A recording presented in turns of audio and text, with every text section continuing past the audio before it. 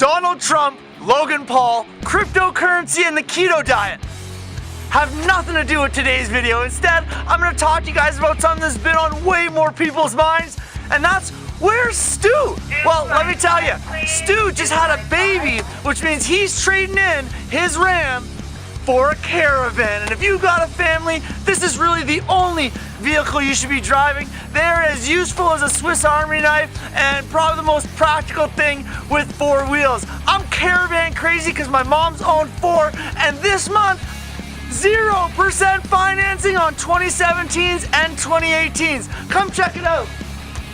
This is a GT with all the bells and whistles. Power tailgate. Power sliding doors as well as heated second row. DVD screens in the back with ambient lighting and the world famous stow-n-go seating.